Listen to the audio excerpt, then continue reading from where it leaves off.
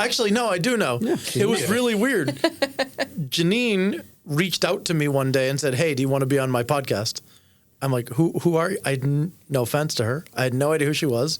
I'm like, okay, sure. And I went on, and it was fun. I'm like, wow, this is kind of cool. And then we kind of stayed in touch. She had changed studios and opened up her own. Mm-hmm. And I kind of reached out and said, I think I want to do one. Welcome to Stop Whining About Real Estate. Join us as we chat, sip, banter, and wine with the best in the biz. Grab a glass of your favorite vino, sit back, relax, and let's wine together. Welcome, everybody. Emmanuel St, Germain, your host here with Sarah Biernbaum. We are on Stop Whining About Real Estate. We've got some special guests today. We've got our first foursome. We've got the Nathanson brothers, Michael and Daniel, that are here. One is a rock star real estate agent. The other is a rock star loan officer. And I don't know if you both have the same licenses or not, but either way, it's very cool to have you guys. Thank you. Thank you for being on the show. Thank you. We're super excited to be here. Was excited to get that email. Thank you. Sure. Yeah. Thank you so much. Yeah. So right before we went live, we were just talking. Let's continue this conversation about the socks, because for those of you guys that are watching on YouTube, you can see that they are wearing some very colorful socks. My business partner, Jared, our COO, does the exact same thing. I think he has pictures of his son. He does. He does on the socks. He's got his face on all of his socks at different ages. So you have like that baby. Is so cute. His name is Reed. Baby Reed. You've got toddler Reed. I don't know if we'll have teenage Reed, but we'll see. Wow, that's really cool. I can't remember. I was at someone's house recently. Maybe it was Josh Kugler.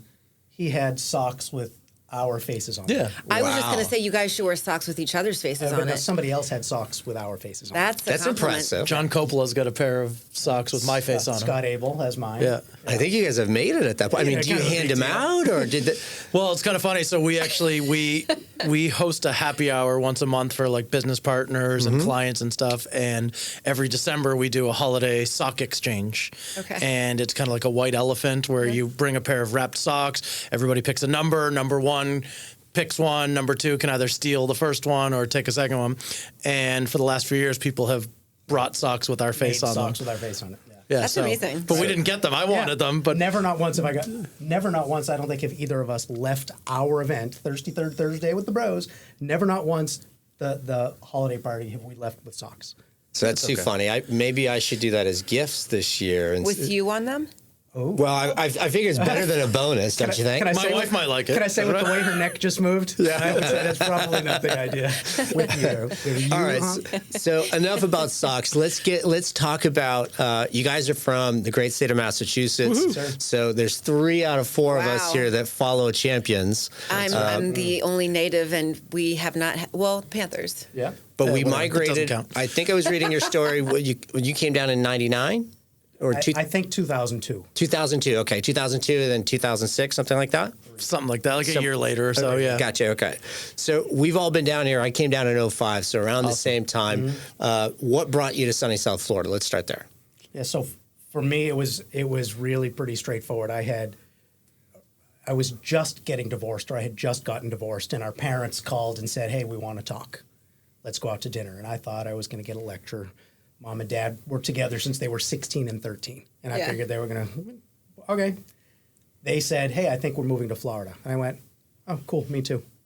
I'm freshly divorced. I don't have any kids. I mean, I grew up there, but I was like, a fresh start sounds nice." Yeah. So that's what it was. I sold my house with my ex-wife, moved in with the parents, sold their house, shared a moving truck down.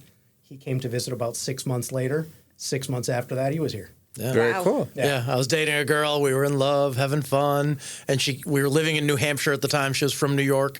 She came to me and said, "Michael, I want to move back to New York. I want you to move with me." And I said, "How about this? Why don't you move to New York? I'll move to Florida." Wow. Right? Where in the Shire were you living? At that point, I was in Manch Vegas. Manch Vegas. Yes. Ah, very nice. Yes, it was a lot of fun, but Manchester. it was Home not of a place to Adam grow up. Sandler. Yes. The origins of Adam Sandler. Mm-hmm. All right, so very cool. So you were a real estate agent in Mass. Yeah. How was it different? I mean, I guess times have obviously changed quite a bit, but is real estate different up there? Yeah, a smidge. 25 years. I just celebrated 25 years being licensed. Wow, Well, congratulations. That's monumental. Yeah, it has changed. Sucker. And it's different between there and here. That's what I was getting at. Talk It's about that. Way better here. Is it? Way better here to do transactions because in Massachusetts, when you want to buy a house, you submit an offer. And back then it was a 3-page offer to purchase. And in that offer, 3 pages, that's it. It says you're agreeing to enter a purchase and sale agreement. And both parties, the buyer and seller, each have to hire an attorney. So it's kind of like New York, right? Correct. Similar to up there, You right? don't have to whisper. Well, if I was wrong, I didn't want it to be loud. That's right. So, The microphone's going to pick it up. so each party has to hire an attorney. And right, as human beings, we all have egos. And right, the attorneys have to put their thumbprint on it to show that they're earning their fee. Absolutely. And so, right, to earn your $3,000 to $5,000 or whatever they charge, they would, if you're an attorney, you have the purchase and sale agreement that you like. If you're an attorney, you have the purchase and sale agreement you like, and then the two of you have to agree to it. So they just make life very There's a difficult. cluster. Okay. Wow. When I came down here and learned, wait a second, this is the contract? I mean, yes, great, it's 10 pages, that's fine, but it's all there. And you don't need to And know fill in all the 10, blank. you don't need to know all 10 pages. You need to know about The 10 important stuff. to 15 different little spots to look at. And it cuts out the attorneys. Well, again, listen, attorneys People are still able to use attorneys on Yeah. any transaction Oh, yeah. they would like. Able and to, attorneys yes. can be great. Listen, they can be a great resource. However, when it's, again, ego, you are well educated and this is the contract that you use. You're well educated. This is the contract you use. And they're different. Now you have to fight about it. Yeah. And it costs time and it costs money and it's just a pain in the neck. Right? It's way better down here. Attorneys get involved and are mostly helpful or they're helping solve a problem. A lot of times they are the problem. Right. Yeah, the attorneys that business I've model. worked, Yeah. the attorneys that I've worked with down here for sure.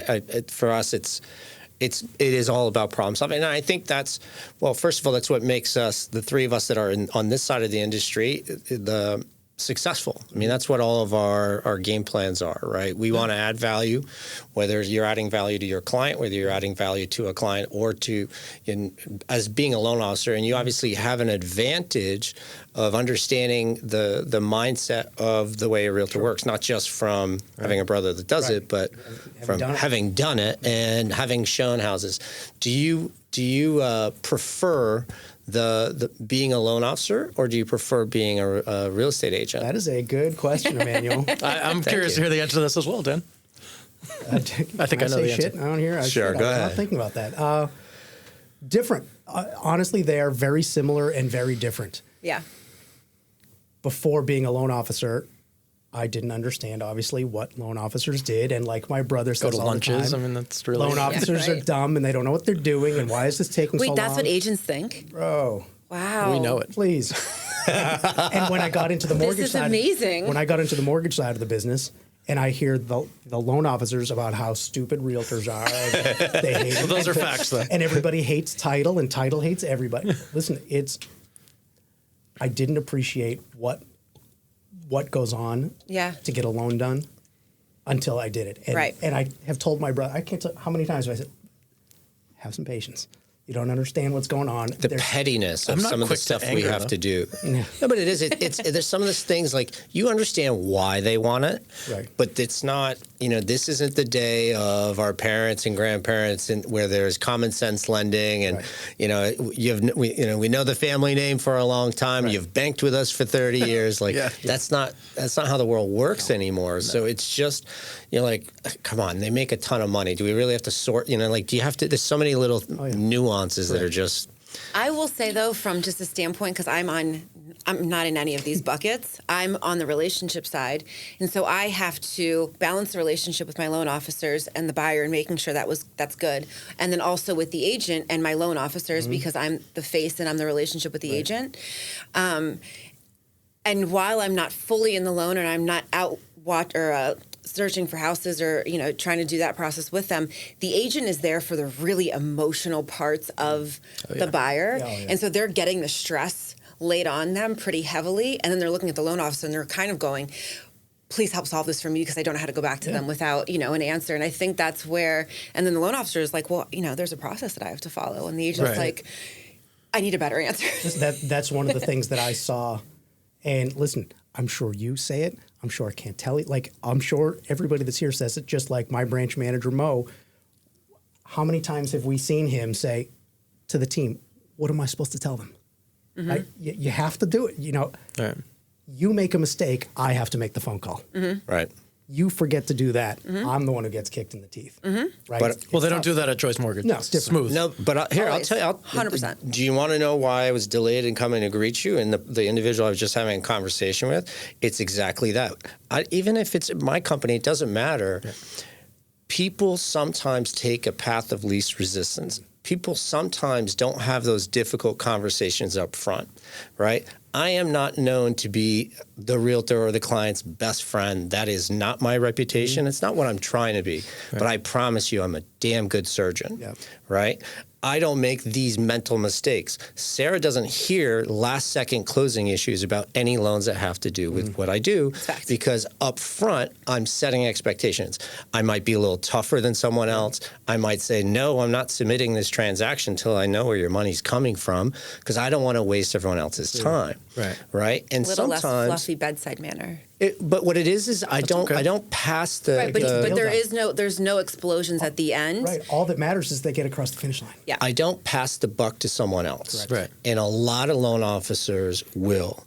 And then same thing when we were talking about title, like there's nothing worse to me than when a title company goes, it's the lender's fault, we haven't funded. Which is all the time, right? It's like the title, the realtor, the lender, we have to always have each other's backs. Yeah. That's what a relationship is. Yeah. Absolutely. And we were taught, ownership is making a mistake. All I ask when my team, someone makes a mistake, I had a loan officer, we were just having a conversation, a different loan officer who was supposed to call someone, didn't call someone at a certain time, right? All that they had to do, they literally said, hey, I made a mistake. I didn't honor the commitment that I had made. I apologize. I said, great, over, done. Yeah. No lingering. I'm not mad at you. Perfect. Own up to it. We move Own up on. to it. And it's not about pointing a finger that you made a mistake. I don't care. I make them every single day. Yeah. It's that you acknowledge you were supposed to do something. So there's that little thing in your head that now says the next time Emmanuel gives me a client and I'm due to call that person at that time, I'm not going to miss it. Right. And how about a clear conscience too? Yes. Right. I mean, I don't sleep well when you're missing it. Screw up. Supposed to do, because it happens. I screwed up this weekend. I screwed up with a referral partner. I didn't even tell you. This lady in Melbourne who refers stuff to us. She texted me Friday night at like 9:30. I was already miserably exhausted. I didn't respond, and I totally forgot the next day. Just complete because I woke up to 47 text messages and it was way down. How do we get the text to have a little flag? Right? You know how you flag the email so you can't. You can mark it so it's unread. Yeah, I prefer unread. Yeah. I almost did that. That's what I do. Yeah. So Saturday evening, I get a text. Well, I guess you didn't want it. I found someone else. And I went, oh, that's the worst. Good news is I actually got her a referral today for a listing and a buyer. I texted her. I said, you may be upset with me, but you won't be in a moment. Right. But, listen, we're all busy human beings. Yeah. This weekend was a holiday weekend. Right. I don't fault someone for being busy, for someone being at a barbecue, being with their family, all of those things. Yeah. I think the only difference is simply just don't make a commitment you can't honor. Yeah. But outside of that, it's going to happen. Of course. We're all going to make those mistakes. And the more successful you get, the more it happens because there's more coming at you. That's how you get successful. Absolutely. Listen, maybe when my brother started in real estate, we were with Keller Williams. Okay. And people would say, and this is not a breaking my arm, patting myself on the back. People, oh, Dan, you're good at this. How do you do? I'm like, listen, I have screwed up so much that I just don't make that mistake anymore. Right? Janine's shaking her head yes, too. I know. I have that effect. Right? But I do my best not to make the same mistake twice. Yeah. Right? I take that kick in the teeth and go, shit. And then figure out how do we prevent this from happening. Well, because you also care. Correct. If you care about something, you'll wear that mistake and you'll apologize and you come to the table with it and you're like, I did this, I own up to it. But also you'll remember it and it stings a little bit when you think about it. Oh, yeah. And it will sting a little bit more if you ever were to make that mistake again. Right. It's because you care and you don't want to be that person that continuously does the same thing. Yeah. But the difference with that accountability and for the reason for me that I believe it's very important for whoever makes a mistake to own it is it's not about embarrassment.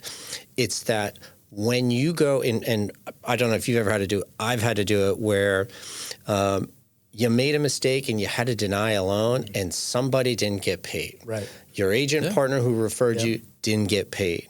A client I've been very, very fortunate. I've never lost any client's EMD, and in fact, as long as it's a reasonable number, if I ever did, I would write a check back, because that's how much for me my reputation matters, which is why I'll have those difficult conversations, right? For sure. But at the same token, I can remember in my career, I've been doing this for 20 years, I can remember in my career not sleeping because holy smokes, I've had friends of mine, I remember having their moving truck in my driveway. This was, literally I was living in Delray, and Melissa and Andy, the good friends of mine, and I forget what happened. We were supposed to close on a Friday, and this is one of the reasons why I wanted to own a mortgage company, by the way, so that there's no such thing as some other underwriter telling me we can't close. And so I literally was stuck in a position where they're like, well, what do we do? I'm like, well, put the truck in my driveway. You know, like, do you need to stay? Do you need to stay in my guest house? Like, I'll buy you a hotel room.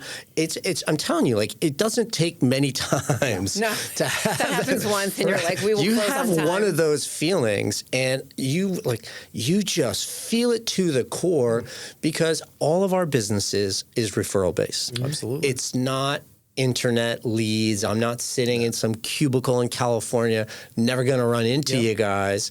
And and there's nothing wrong with getting internet leads. But what I'm saying is that for us, we're going to be close by. Yeah. Mm-hmm. We're going to see the people I'm going to run into.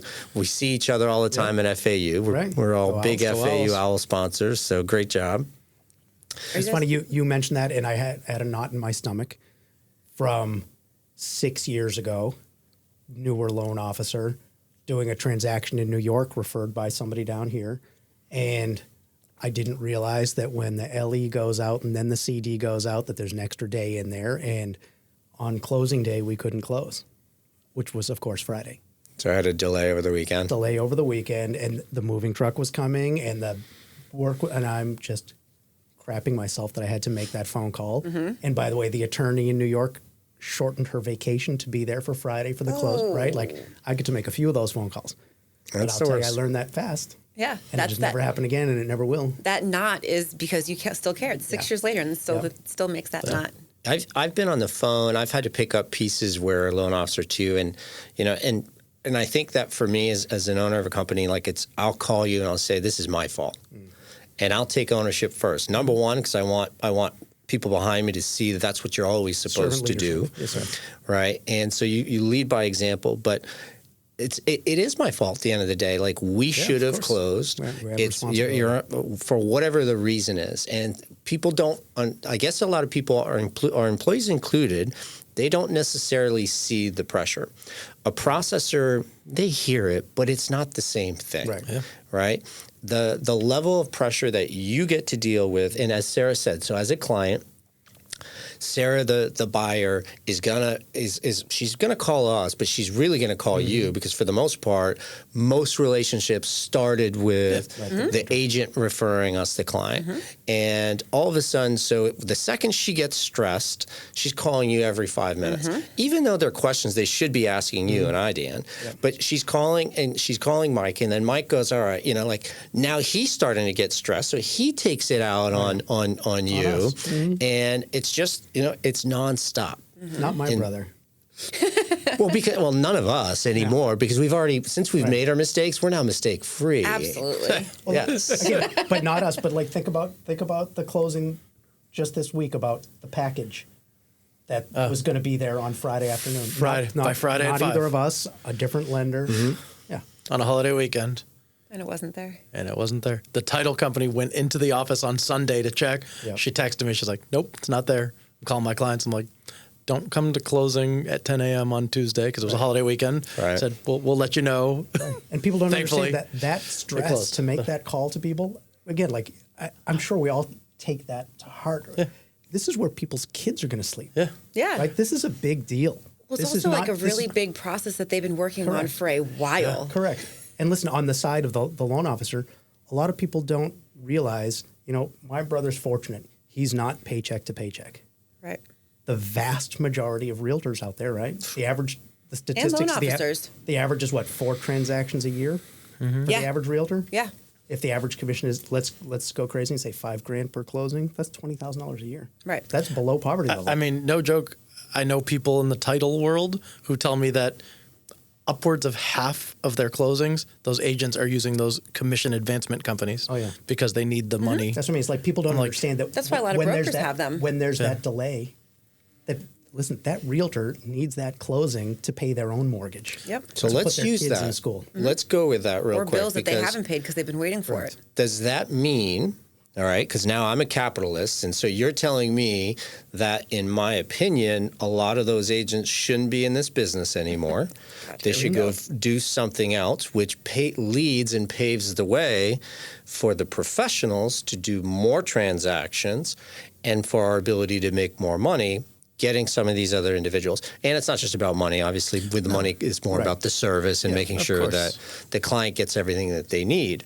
Yeah. But is what's happening currently going to, and what I mean by currently, we're talking about the post-NAR, buyer broker agreements, listing agreements, some nonsense. But is that going to help clean some of this stuff up? 100%. And for sure. The statistics that I've heard, now again, it's just statistics, we may lose like 30 to 40% of licensed realtors, which is fun. I mean, listen, not everybody's cut out for it. I can't tell you how many times I go out with clients, they're like, oh my God, I love looking at houses. And I go, great. If you want to look at houses, go get your license. I sell houses. We're going to look at 4 or 5 and you're going to buy one of them. I mean, that's exactly where my brain went when you was like, I heard looking. I'm like, that's not the right word. No. I'm We're not looking. Listen, we have an acquaintance who used to work in our office. They did some research specific to Boca, Delray, and Boynton Beach. And again, statistics, right? So I'm just going to sort of dumb things down. Essentially, I can't remember when it was. It was like 5 years ago. Essentially, 50% of every transaction, that's the only transaction that realtor has done for the previous 12 months. That's crazy. It shouldn't be allowed.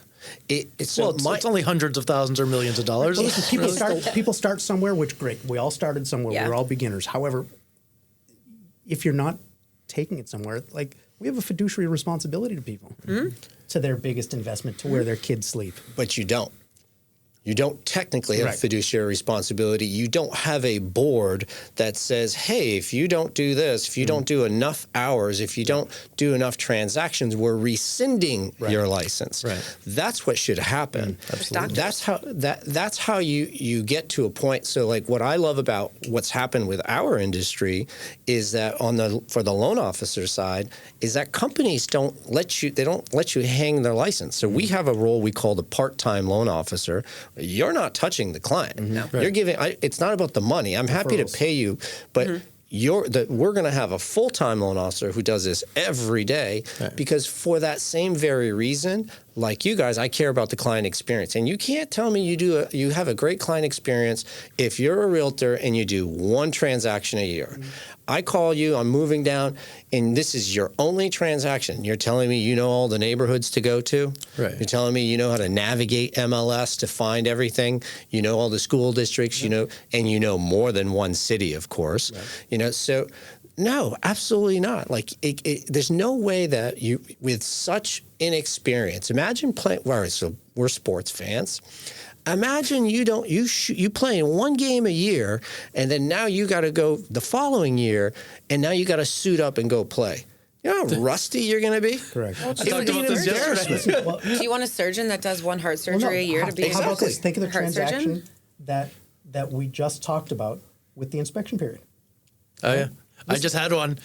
First off, it's a NACA loan, which in my 18 years in the business. What's a NACA? NACA? You don't know NACA? No. So I just learned about it too. It's been around for 25 years. North American. It's a loan that. It's DPA, down payment assistance. Gotcha. Essentially. So basically, Bank of America funds it, which I just found out today. Okay. And they have this company called NACA that pre-underwrites it for them, and people can buy with zero down. And like this one that I'm doing now, the loan officer just told me they're getting a 4% interest rate. Okay. It's so crazy. Some sort of like bond program type thing? Kind of, yeah. Okay. So anyways, that's not the part of it, but the inspection period ended on Thursday at midnight. Friday morning, I get an email with the requests for for repairs. Right. And I didn't even tell my client. I just said, sorry, you missed it by a day. Let me know if And there's that's anything an else you need. experienced agent. See you at closing.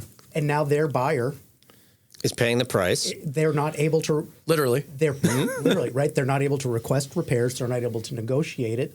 They're not able to cancel the contract based on the inspection now. Yikes. Because of their inexperience. And again, we were all inexperienced once. Who's running? Is it Kevin Sears that's running NAR? Who's the president of NAR? Oh, gosh, I don't even Who- know. Did whoever he it just is. resign? Oh, that's the old one. Okay. Yeah. My I don't point- follow the politics stuff too much. Yeah, I I just- work in the business. I just, you know what I mean? Me Keep your too, head down but- and keep working. Yeah. I just mean that in general, like if I'm running the show, here's the problem with how NAR makes their money. It's membership. Yeah. Yeah. And so they're incentivized to have as many members as possible. Okay. What they're not incentivized is to help an actual consumer, whether it's a listed, whether it's a seller or buyer. So in that regard, it doesn't make sense for them to want to have the appropriate number of agents, whether that's 1 million instead of 2 million or whatever that is. But now you would have professionals. Well, that's not fair, Emmanuel. We have to watch a 3-hour code of ethics video every 2 years. Okay? Oh, yes. Yes. So No, that one's keeps us tough. all in line. Hey, we have actually. Trust me, I have some major continuing education. The more states you're licensed in, it's a doozy. Bear. Yeah. But it's still like it doesn't make you. ridiculous. Continuing education doesn't It's teach you how to do anything. It Well, reminds neither you is of the licensing, right? Right. I mean, the licensing is important. It teaches you things that I would think are common sense mostly. Fair housing, right? Don't just I know what an easement is. Right. It teaches you. Listen, let me tell you, never have, once, like 3 years ago, somebody asked me what are littoral rights, Littoral. I'm like, oh, that's I did the learn property that. line by the lake. And like, I remember one thing from licensing class. It's practicing Me, it. the mortgagor is the borrower. That's what I remember. From licensing school. I'll never forget that now. Yeah. Right? But they don't teach you how to do the business. They teach you how to pass the test. Of course, it's like anything else, the bar, anything else. Correct. And it's scary that you're dealing, again, with people's homes, their biggest investment. And now you're just free to do it. Again, back to Massachusetts. Well, so Florida here, it's what, 63 hours to get your real estate license? Yes. Massachusetts was a weekend, 20 hours. Well, 'cause I got you're my the real lawyer, estate do license in everything for 20 you guys. hours. wow. Yeah, I know. What do you need to learn? But The lawyer did it all. so I can tell you on the flip side, Massachusetts has been our hardest state to get licensed in. Really? I've been dealing with this forever, and I'm not the one to answer. We have a compliance manager who handles this, and Every week It's- we're waiting. I'm like, everything. Well, how many non-QM loans are you going to do? Do you plan on brokering them? Do you plan on being a lender? And it's like, there's no right answer. Everything they want, I'm like, stop. Like, just let us Do you in tell for them business. that you live there? I mean, I am a Mass Bostonian at sports. I've never lived in the city of the state of Massachusetts or the city of Boston, but because I grew up an hour northeast of Boston in Maine and New Hampshire, Where in By New the way, Hampshire where? again? Where? Portsmouth. Awesome. Yeah. Awesome. So I used to live in Seabrook. Oh, okay. I had the power plant literally in my backyard. Yes. Yes. And we used to go Do you have camping. superpowers now? No, I wish. Yeah. But, well, I can shoot threes pretty well. I don't There know. you go. That helps. But we used to go camping on the Maine New Hampshire border. Yeah. Lake Umbagog. Okay. In It's got to be up Arrowhead. north somewhere. Yeah. Way, yes. Way up That north. was a hike, but we loved it up there. People don't realize about Maine. Did you know this? That the other 5 states of New England, so Connecticut, Rhode Island, Mass, New Hampshire, and Vermont, all fit in Maine. Really? That's how big Maine is. Wow. It's huge. Never thought about that. It's huge geographically. It's just that 90% of it is woods. Right. Coastline. Not a lot to do. Coastline It's in a the- gigantic coastline with not much to do. I got my tattoo in Maine. It used to be illegal in Massachusetts. Ooh. Seriously? When I was 18, I went up with a friend and got my tattoo. There was a 3-hour wait at the good tattoo parlor. So I went to the one down the street where there was no wait. And he screwed what it is up this so tattoo bad. of? Dare I I love that it's ask? my tattoo. Like, Yeah, all it's right, like clearly this there's only one on. monumental- Well, let me Yes. tell you, it is super embarrassing. However, I'm a firm believer that things happen for a reason. It's not and on your lower back, is it? No. Is it like Tweety Bird? I do have a friend, I swear to God, he has a tattoo on his lower. He has a tattoo on his lower back. I have one who had one. Yeah. He luckily removed it. Yeah. But yes. So I have you ever heard of the group Insane Clown Posse? Yes. So it is their record, right, their their record record album logo. Yeah, it's Okay. like a hatchet man. Where On my is on it? my Okay. arm. If you want to see him dance later, I'll show you. I got it. And, listen, and he makes better decisions now. Sometimes. See that knot in his stomach. Yeah. Listen, it was his 18th birthday. Insane clown posse. Do what you do, right? And Yeah. right, Massachusetts, the blue laws and all that. No tattoos, no drinking on Sunday, all that. Wow. So he had to go to Maine to get his tattoo. Yep. You know, one of the big differences between up north and down here that people don't realize? Tell me. Happy hour. Oh yeah. Do you know happy hour or like bottomless? Like that's just the concept of happy hour. It doesn't happen anywhere other than here. That's not true. Yeah, I'm not saying it doesn't happen anywhere in the country, but New York like when City you go, happens. when you go to Yeah, the Northeast, Massachusetts. when you're in New England, to. you don't. There is no. there were laws you couldn't do it. There's no You're because not they don't allowed want to discounts. incentivize. Right. They don't want to incentivize alcohol. Yeah. Here it's Florida. They don't give a shit. Yeah. Do whatever you Right, want, whatever you want. Well, also, but like certain states, like I know I lived in Pennsylvania for a while, and I was very new to the fact that the state ran all of liquor, yeah. beer sales. New So Hampshire, like too. you couldn't go. I remember my first week there. We were moving, and we were living in a 4-story walk-up brownstone. Sounds horrible. It was winter, and we had gotten done moving, and I was like, all right, let me just walk to the Walgreens, I think, because it was down the street, and I'll get a bottle of cheap wine and just bring it back. And I walked in, I was like, looking around, I was like, where's the wine? And she was like, at the wine distributor. And I was like, okay, where is that? And she's like, it's closed. Closes at 7 p.m. And I was like, okay, where is the liquor store? And she's like, also closed. And I was like, okay, what can I get to drink around here? And she was like, you can go to a Mouthwash? bar. And I was like, there's nowhere to buy anything right now. It was like 8:30, maybe Right. 9 o'clock. Crazy, And she was crazy, like, huh? no. And I was like, what? I'm not a big drinker, so it doesn't bother me. Right, same, but- anyway, but Same in that's Massachusetts. I was crazy. moving. It was a drinking kind of day. Yeah. I'm more concerned about the cheap wine you were Right? looking for. It was a long time She was ago. younger Let's then. up this I was taste a 29 little years bit. old. Right. She has The better taste name now. of our podcast is Right. Stop Whining. Meanwhile, this one wants to Right. bring out box wine to It the was show. like, Francia. it was 12 years ago. I get it. I just Boone did some Farm. quick math, by the way. Yeah. Just so All right, so let's talk sports for a second. You guys are big sports fans. Yes, sir. I see you all the time at the basketball games. You go to the football games too? Are you going on Saturday? Unfortunately, no. So I coach basketball. Okay. And it's on Saturdays. Gotcha. So I will go to the football games if it doesn't interfere with my kids. Okay. And unfortunately, this weekend interferes with my kids. Do you coach at Boca Hoops? So it's weird. I coached last year at Boca Hoops. Okay. I signed up to coach this year, and they never called me, which is Okay. super weird. What was your record? Not great. I had a pretty challenging. Might be why they didn't call you back. No, and they needed coaches. I don't know if they just lost the application, but I coach at the YMCA. Okay, we've got our first Boca Hoops game this Saturday morning. How old? He's 7. Okay, my Yeah. kid's 11, so Okay, so well, yeah, they won't be with- playing each other. But yeah. it's I'll tell you this, and I'll say this on the record. I'm not a fan of that league, Okay. and it's not. I think it's great that the kids get more experience playing there. The refs are more concerned with the uniform and that there's only one coach standing up rather than kids running without dribbling or fouling. Like it drives me weird. absolutely crazy. This will be our first year there because we typically did YMCA. Really? Which one? Boca? Yeah. No kidding, huh? So last year That's my he was on a place. team, but there was a lot of it was girls and boys. Yeah. And there was a couple different ages on there, and he's a more aggressive player. I like that. So, well, we were like, there's a lot of girls on your team and on the opposite team, bud. So, like, just be gentle. And so, like, every time he'd go to do something, I would just kind of look at him, and then he would just hold his hands down, and I'd be like, this is, I don't know. Well, let me Work. tell you a They're little young enough. story about a girl named Flossie. Flossie. Real quick. This love girl that named name. Flossie, Love me first some off, Flossie. coolest family ever. This girl, I coached her in basketball for probably 2 or 3 years. She'll take out any boy on that court. I love don't her. care. We need her to play with Oh us my again. God. Her, Valentina. Yeah, I coach a all girls team. Okay. And I coach a co-ed team. I only have one girl on that team right now. But oh yeah, Flossie, she don't care. Maybe it was his Should've- age, too. So it was like Maybe. a 5 and 6 year old team. Yeah. And the opposite team that we played, it was the only other team in the league, and so we played them every Every single week, weekend, and Yeah, it was that's mostly tough. all Right. girls. And I was like, well, You know Let's that try little girl something you threw different. down? Yeah, we're going to see her next week. yeah. And the weekend after, Right. and the weekend Come after. back to the Y. Yeah. Yeah, maybe we will. Yeah, the Y is awesome. Please. Listen, my brother's been coaching there for a long time.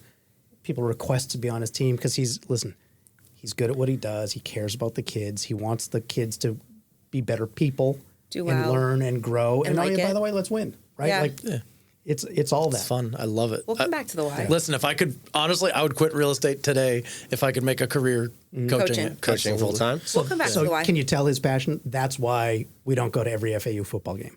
Is because he's coaching 2 teams at the Y every Saturday. Right. Sometimes 3 teams if he did Boca Hoops. So FAU football, when we can go, we go. Yeah. But basketball all the time. Hell yeah, men's and women's. We got. Okay. You go to the. I don't think I've ever been to a ladies' game. Oh my tell God, you. it's awesome. You have We have no. courtside seats to the Yes. women's game. Okay. Right under the hoop. It is awesome. The fundamentals of those women, it's way better than the men. Yeah. Okay. Okay. For real. It is so much fun. Naturally. And those women, for everyone that watches this, where's the camera over there?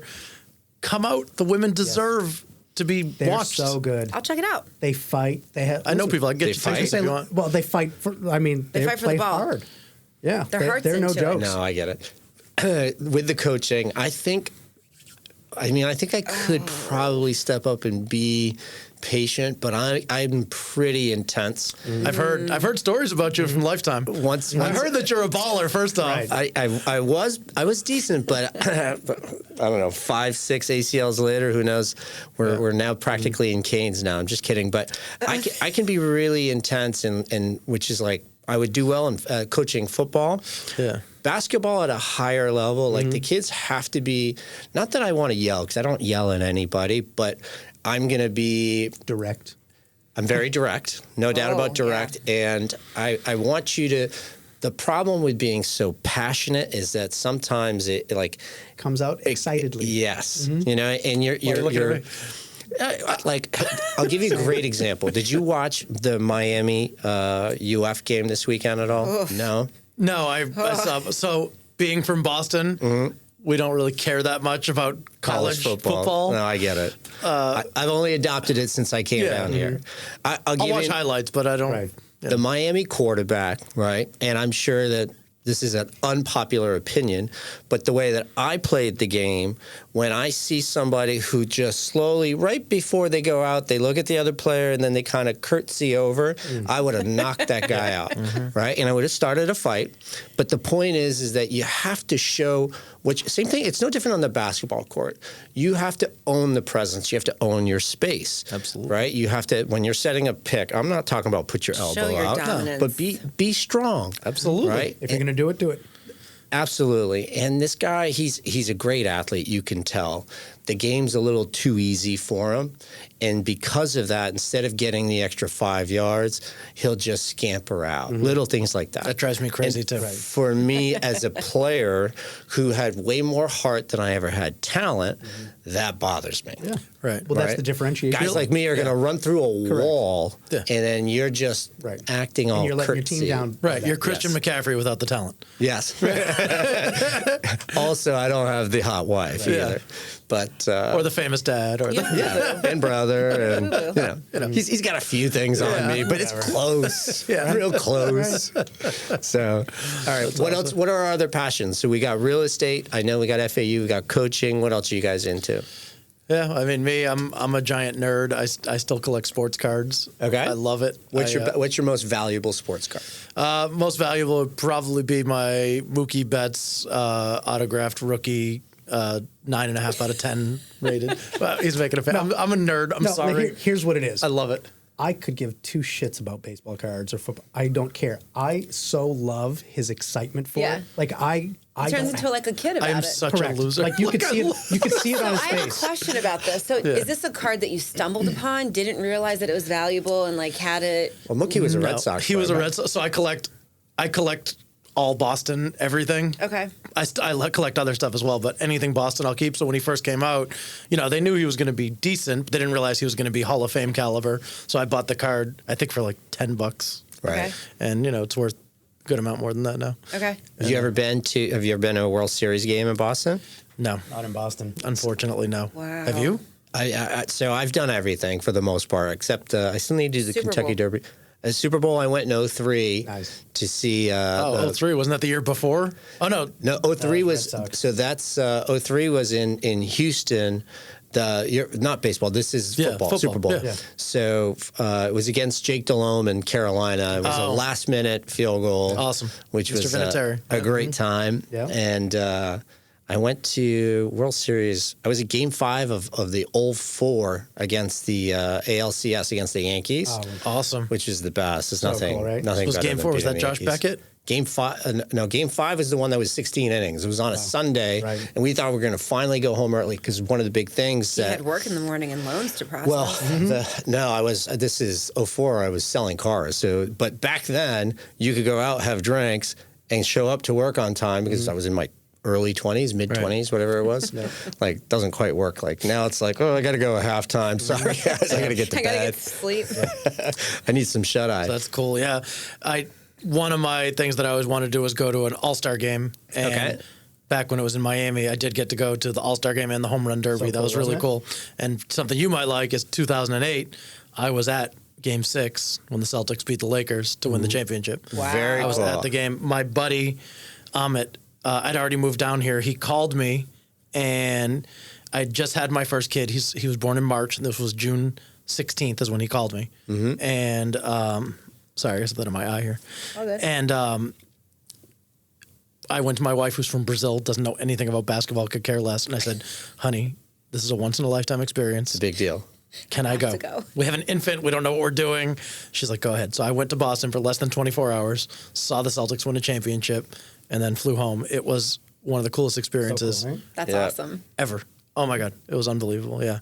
I'll show you when we leave in the office. I've got a picture of Fenway from '99 when the only time they had the All-Star game there. Right. Ted Williams out Ted there. Williams, right? Yeah, That was so it cool. was, where they got the big star and all. Yeah. Yeah, That's it so was cool. I love it. I could talk sports all day. so good. So your sports and baseball cards, what do you like to do other than since Yeah, you that's a don't? good question. I'm still working on that. Okay. I do. Come on, dude. I do love my motorcycle. I love to ride my motorcycle. Okay, I are you don't like a get out- Harley guy or like one of those So- crotch rocket things? Well, so neither, and yes. Okay. Our dad had a Harley, and I was raised on the back of it. Okay. Okay. I Maybe was even so- conceived on the back of it. I Maybe. don't know. There we It was go. the 70s. You never know. But like I got so comfortable riding on the back of Dad's Harley that I would fall asleep on the back of his Harley. Right. It like hums you. Yeah, I Love it. can see Yeah. that. And listen, if you call my phone, the ringtone is a Harley taking. Like I love the sound. I ride a Triumph just because I think it's so cool. Our friend Casio has one. Okay. And when he got it, when I saw it, I went, "What is that?" And I thought it was beautiful. It's different than every other bike out there, and it's cool. Yeah, so I love that. And as a matter of fact, we just did with James from the YMCA, we did a charity ride.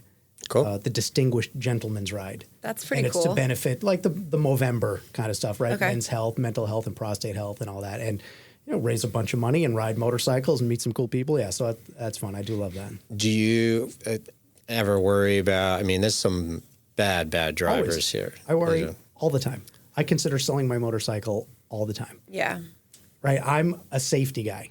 I wear the gear. I wear my helmet. I have lights. I have a loud horn. Like, I take classes. I practice. And I'm worried every single time. And when I'm riding, my head is on a swivel. I bet. All right, it's scary. I don't know how to ride a motorcycle. Do you? Yes, I have actually learned. Really? Yeah. Learned like you could. He could take you to his motorcycle. So you could the hop one on that there I learned and do on it. was a CRX. So one of those. It was a very long time ago. Okay, so we don't know anymore. Just like riding a bike. I haven't been on one in probably 20 years. Let's go. Yeah. But I don't know if it's different. Like okay. I remember my buddy Mike had one, and like I remember when he learned, and we were like in some big parking lot in New York Beach, and I was like, "All right, let me try." And I Oh, like, boy. I got like it didn't. I don't think anything happened. Like I went just stalled or enough whatever. to like not move me, and I never did it though. Like I never learned how to do it. I'm kind of glad because I like speed. Yeah. Yeah. And I'm definitely afraid of heights. But speed, like, and especially when I'm behind the wheel, I feel you're in very control. control. Yeah. Yeah. See, I'm not afraid of heights. I'm afraid of falling. Yeah. Falling. I'm afraid of landing. Yeah, Same thing. Would you do skydiving? God, no. It's weird. I've gotten this fear of heights over the last few years. I never had Same. an issue.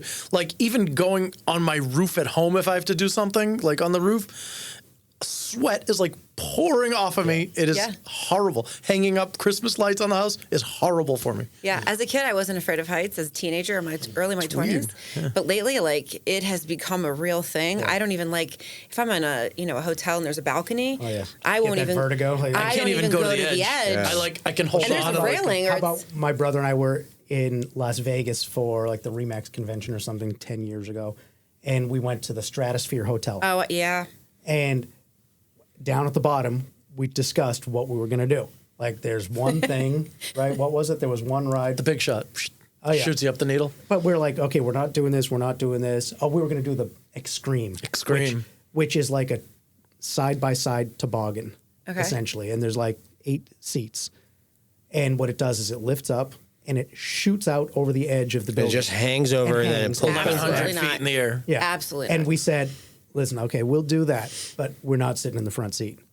So we paid, went up the elevator, even before going on the thing, walking around the observation deck. Both of us are literally leaning and touching the wall away from the windows because it's so friggin' scary. Yeah. And guess where we sat? We sat in the front seat. Front seat. It And was how was horrible. It was horrible. But let me tell you We this. did it. I mean, I will the- never do it again. tell You you, couldn't the pay me pit in enough my money. stomach, the anxiety for me is It was like, so no idea. bad that I bought the picture I was because he gonna looked say. like he was dying. My Literally. brother's such In an the picture, asshole. he He looked bought like he was that. dying. Listen, I'm like, oh, we'll take that. there's no shoulder harness. What? It's just a a lap lap. thing. Oh. And it hangs you over the edge and then pretends like it's breaking and fall. Have you seen the TikTok videos where they have that guy let's say if we're on a thing and he's like, sorry, hold on, I forgot to Yes. strap you in. Then What an he asshole. starts walking away and then we drop. And then he dropped. Oh, yeah. And then I would kill him. It's Oh, all my about, God. you know what I'm talking about? So my God, you basically gotta see like it. they're all set It's a up drop where- ride. It's a drop ride. And essentially like Dan's the guy and he's telling you and I are here, blah, blah, blah. He's like, hey, your first time? Yeah, da, da, da. And he's Right. being all nice. And then he's like, wow, sorry, this thing's not working. I don't know what happened. And then he hits a button. hit the so button like and then you drop. we're looking over here like something should be fixed. What's happening? And then next thing you know, Oh like my God, I would we drop. pass Right, out. I- My favorite is Watching when he videos, I does get the scared. right. He does the I forgot to strap that one buckle. Yeah. And as he's walking over, he hits the button and you. Oh, yeah. I would kill him. All of them, they're But my brutal. stomach drops every single time I see those. Oh, yeah. Oh, yeah. I hate it. I went parasailing once, and I thought it'd be no big deal. You're over the ocean; it's easy. I didn't realize I was really afraid of heights at that point. And I just remember before he let us go up, he just said to me, "Just whatever you do, make sure that you don't touch this piece because it will. Oh, jeez. The seat will let go, and you'll just fall shit. into the ocean." And so I was, Have fun. the whole time I was like, but wait, where am I supposed to put my hands? Right. And I just remember I couldn't touch this thing on the side, and I forgot exactly what he had pointed to, and I just started panicking. yeah. And I remember sitting there, and we got higher and higher and higher, and the wind, and I was freaking yeah. out. And I looked at my friend, and I go, I don't know where to put my hands. I also think I'm going to pass out, so I'm going to lean on you. And I just went. Yeah. And I just passed out on my friend because Oh my I was gosh. so So scared scared, that I yeah. was going to be the part of my own demise. Oh, yeah. And I was like, I'm afraid of heights. I can't do anything like this anymore. Yeah, Am I the only one sweating right now? right? Just talking about it. This is incredible. You have 4 people, Right. 4 people that are all scared of heights. Yeah. I mean, Listen, it's, But we really I love care. the view. I love the perspective. Me too. Listen, we were in Brazil did you do those fancy pictures where it looks like you're hanging off a cliff, no, but we meanwhile, didn't. like you can see everything? No, we're not brave enough for that. I was too scared. But we Like you do those in In- Peru. Well, too. they're not actually. You're Yeah. not really Oh, yeah, hanging but still, off. This, even though- okay. yeah, You still had to do some climbing to get Having there. the picture at home would give me anxiety. Oh yeah, my sister-in-law grew up in the state of Minas Gerais in Okay. Brazil, and there's a mountain there that's considered the hang gliding capital of the world. And it's not was like a 12-hour trip, super close trip, and we went there and we're up the mountain with a whole bunch of people, and the mountain top is maybe as wide as this room. Oh boy. And then it slopes dramatically. And there are a couple of ramps where if you're a hang glider, it's a wooden ramp. You go stand on there and then you jump off. And Lydia's uncles were out there and I went to go take a picture. Not just there. We were like crouched down, crawling on land. You get low. It was I scary. get it. There's a picture of my Nails. wife and I because everyone was going to take pictures and they're all going like that. I couldn't even put my hand. The couldn't raise picture of my me hands is like up. this. I couldn't put my I hands get up. that. I get that. I've had to come down a tower. I remember as a kid, like we went up like on top of this mountain tower and like just coming down, like I couldn't go down. Yeah. I had to scooch down Yep. like So seat weird, by right? seat by seat. I used to climb It's trees as a kid. debilitating. Like, I don't know It what is. happened. and it's all in our head. 100%. I don't know about that. No, it has Listen, to be. think about the VR thing we did. We did it. Where were we? That was in Vegas too. were A lot in of Las- stuff happens in Vegas. We were in Las Not Vegas. supposed to talk about it. You guys are allowed to talk about what your side happened in Vegas. But we went to this virtual reality space, and it's just literally it's a big open room, and you put on these VR goggles and goggles and head and earphones, and the the scene it was like a zombie apocalypse or something like that. And so there are people around and all sorts of crazy stuff. But there was this part where you had to walk across this very narrow ledge, and it was an incredibly steep drop off. And we could not walk. And at one point I picked up the VR goggles and I look and I'm like, I'm in a room and I still can't walk. Like it's You're a like, flat there's a room. regular ground. I'm safe. Even I though know we it's had the not earphones real. on, I could hear the workers laughing at us. Oh, yeah. I swear to God. I was paralyzed. That's I how couldn't walk. debilitating it is. Oh yeah. I get it. It's unbelievable. Talk to us about your podcast. You guys, you have a is it both of you? Is it just you? guy Okay, right so here. Michael, talk to us about the podcast. How long have you been doing it? What's the name? What's the theme? All of that. Well, first off, the producer's phenomenal. She's all right. unbelievable. I can't say enough great things all about right. this We lady, like her. Janine. It is called Food, Family, and Philanthropy. Okay. So we talk about food, family, and philanthropy. Amazing. And then we throw sports in there as well. And I've been doing it now for, I think we're coming up a year or so. And I got to tell you, it's fun. It turns out, I think I'm good at it. Very Well, cool. you got into the top 10, right? Right. Top 10% 10% worldwide. That's amazing. That's pretty cool, huh? I guess, yeah. Yeah, I mean, I think it's super cool. My kid thought it was cool. It is cool. It's so much fun, and it's just like this, just like a conversation. conversation. I and- listened to you intro your son, by the way, and I thought you did a wonderful job. I thought Right. that was really appreciate it. sincere, very cool, great It's idea. almost like he likes them. He's been Yeah, right? It's dying unbelievable. to get on. He was dying. And he already said the other day, he goes, Daddy, he's 11 years old, by the way. Daddy, so when do you think I can do my second one? Because, you know, your brother Danny, he went on twice. So maybe we could do it next week. I'm like, you got to give it a little more time, buddy. Why don't we give it a little more time? little more before you experience, go? a little more And experience. by the way, one son dying to be on, the other one has never asked about it, couldn't care less about it. Never That's not usually once. how it goes, right? Yeah, They're so it's all different. good, though. How do you pick your guests? I don't know. It just kind of comes to me. It's weird. Okay. I don't know. So one thing that I found that's really interesting though is I've had some people on my podcast that I have no idea why they said yes, but all you do is ask and people Yeah. say yes. It's really cool. Like I've had famous people on my podcast that I don't know, and I'm Right. like, okay, cool, thanks. And like we go on and we have a great time, and it's kind of cool. I think if it's easy, I mean, I've been on podcasts. Obviously, we have our podcast, and I've been on plenty of other podcasts. I will say I much prefer being live like this. Yeah. I've been on a couple of podcasts where one I was on my laptop, one I'm on using a Same. different camera. I don't know how yours is set up, and I haven't been to Janine's studio yet, but I It's think super cool. I think we're due to go have it. I think it's so much more natural when you can have a I mean, I get it. Don't get me wrong. Some famous person wants to be on our show, and we have to be on TV. It is Right. what it is. Yeah. But it's just it's better when you're having a conversation. You can read the person. Absolutely. There's some dialogue. Well, listen, like we talk about, right, communication is only 6% the words that come out of your mouth. Absolutely. Right, the rest is body language and tonality, and you get that face to face. Yeah, it's yes, just you like can get meeting some of it people. on video, but it's not the same. Yeah. Yeah. I'm an in-person dude. Like I was in networking groups that were on Zoom during COVID. I Horrible. quit them all. I'm like, I Horrible. can't do this. I got to be in person. I'm not a little box kind of guy. Yeah. I had one. There's one called Provisors, and it was like a 2-hour Zoom. I'm like, I'm sorry. It's even though it's once a month, I'm like, I can't do it. Yeah. I am bored out of my mind. Like I can't sit there and watch something and watch everyone talk about something like Because the challenge is, I'm never in getting to person- know you either. Right, the networking group in person, it's tough to keep people's attention. Right. No. Right, we're in BNI. We're in a BNI group, and even today, What's your? You're in I'm the in same BNI BNI? too. Which one are you in?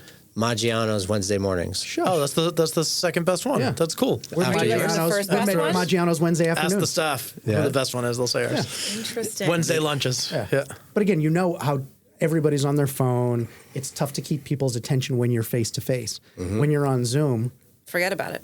Yeah. you lost them all. Yeah. Yeah. Yeah, it's a lot of fun. So what made you get into a podcast? How'd you decide to start that? I don't know. Actually, no, I do know. It was really weird. Janine reached out to me one day and said, "Hey, do you want to be on my podcast?" I'm like, "Who are you?" No offense to her. I had no idea who she was. I'm like, "Okay, sure." And I went on, and it was fun. I'm like, "Wow, this is kind of cool." And then we kind of stayed in touch. She had changed studios and opened up her own. And I kind of reached out and said, "I think I want to do one." And it's weird. I don't know. I just get these ideas that just pop into my head, and all of a sudden I had my idea. I'm like, all right, this is what it is. I came up with the art for the logo. Remember when did we do it? Was it Christmas or Thanksgiving? We took the photo. Yeah. Yeah, so it's about food, family, and philanthropy. So I had my family standing behind me, my brother, my wife, and my 2 kids doing the YMCA logo, and then me sitting down in front wearing my real estate shirt, eating a slice of pizza. I'm like, oh my God, Beautiful. this is it. Food, Everything. family, philanthropy. Yeah. And we were wearing I had an FAU shirt on. I Something think, like that, yeah. like Yeah, and it was just, it just came to me, and I went, oh my God, this is it. This is it. Do you find it easier being so you're a solo host as opposed to having co-host? Do you find it easier? He's gonna ask me to exit after this one. No. So, no, because it's there's a dynamic when there's 2, right? And you can tell, I can already tell you and I are both loud, outspoken individuals. We're probably very dominant, and we can be very dominant. You're sitting there more passive in at least today. That's how Sarah is with me as well. Right. Doesn't mean that if I wasn't here, she can't step up and take control. But because our dynamic, she lets me do more talking. And then sometimes, like backstage, not that there's backstage, back in the office, wherever, I'll be like, Sarah, like, shut me up a little bit and you talk more, like, kick me. But as I guess what I was questioning is the solo part, you also don't get a break. Yeah. You don't get a moment to, grab your water to do. Well, I mean, I guess you can grab your water, but you have to stay on point. You have to be so much more concentrated. Well, listen. The attention, exactly. Do you find it harder? You're an athlete, right? Used to be. Right? Did you stop in the middle of a game and, I'm just going to take a mental? No, you just go, you do it. Yeah, fair enough. Good And then when you're analogy. done, do it. It's. I didn't say I thought it'd be hard. I was trying to figure out if Sarah could do it. I'm just kidding. Listen, just get I'll say focused this. and get I'll through say this. He's great as solo, right? If you listen to the podcast, he's great at leading the conversation. When it's the 2 of us on, like we're dorks. We have fun with each other. Yeah, we play off each other. We've known each other his whole life. Right. Yeah. And even though we're 8 years apart in age, we're like twins with that kind of telepathy, and give that little look or wink, or sometimes literally a kick under the table. We're like, hey, bro, shut up, move on. Right. So there's a fun dynamic too. Yeah. And so it's awesome. I'm so proud of him. I love what he's doing. Aw. Thanks, dude. Super It's cool. fun. I really enjoy it. It's like I wish I could do it more. Is there any way I could do it more? be more podcasts. I think on when we started this one, we had it for several different reasons, and obviously for me, I love being able to do it here in our office. Right. And from a time commitment, it makes it so much more easier for me. I don't have to travel anywhere. We don't have to go. And I think what I love about it is that I get an opportunity like. Before FAU, I knew your names, and we've seen each other a few times. With FAU, we've done a few deals together, by the way. Started, you know yes, that, right? Yes. Okay. But it's been 20 years. Yeah. But so we do some transactions, we do some deals. I'm just saying that this is the most interaction the 3 of us, the 4 of us have had. And we see Sarah at Publix. So here's the thing. But this is the opportunity that I like. Yeah. Because this gets me in front of people so that you get to see I'm not just a surgeon. Correct. Right. I'm actually nicer than. By the way, I say nice stuff about you behind your back. I appreciate 100%. that. Thank you. So this is the key. I do this for a living every day. My job is to go out and talk to people for an hour at a time, sometimes a full hour where I am running the conversation and getting information and finding out about them and growing that relationship. It's just not being recorded. Correct. So this is what I do all day, every day. And everybody knows, for the most part, me. If we interact with people and they know Choice Mortgage, and they know Sarah, they know Emmanuel, they, for the most part, know me and they know me pretty well. Yeah. They have their own kind of preconceived notion of who he is because he is not as social as I am. He's not out there as much. He's not sitting in front of people, talking to them and leading conversations like I am and getting nuggets as to how to better, the relationship and help them. Yep. So this is his platform to really show the world that he has a bright, wonderful personality. It's awesome. Right. Listen, I love colorful. it. And I get to sit back and let him shine a little bit because I always do the shining. See, that's a great partner. Look at this. Look at her lifting you up like that. Do you see this? Sarah. I feel like a proud younger brother right now. He's so much older than me. Not true. But I feel like a proud younger brother because I've been trying to teach her puppeteering, and that was like masterfully done right there. Excellent. That was spin selling 101. Well done, Sarah. Right? Bravo. Thank you. But that's what it is, right? Listen, the relationship building is a podcast for a half hour to an hour, just not recorded. Yeah. Right? You have your agenda. You have to have your energy. And here's my game plan. Awesome. Okay, what's the close? Yeah. What's the ask? Yeah. Perfect. Next. But that's, and she'll say, hey, who do we want on, right? And who are we looking at guests? And I always want something that's different. Like if she mentioned Susie Smith, the realtor, okay, great. What's Susie Smith why? bringing to the show? Like why? What is it that you want to get out of her, right? You guys are brothers in this industry. Cool, right? We've had other loan officers. Like it's not a competitive thing. Oh, we have title companies. We have attorneys. You have different individuals. I know, attorneys. I want to get. There's a couple loan officers that are in our world that do a lot of divorce stuff. Yep. Okay, well you have a niche that's interesting. Yep. Yeah. So anybody who brings something to the table that's not like us, and like I said, I think it's just a cool opportunity to get to know people in the chat. So for sure. Thank you And guys. gives the world Thank you an guys for opportunity. coming. Of course, thank you. And listen, absolute to pleasure. learn and grow, something that I say all the time is a rising tide raises all ships. Yeah, absolutely. Right? There is enough business Absolutely. for everybody out there that is good at what they do and has a good heart and good intentions, right? It's perfect.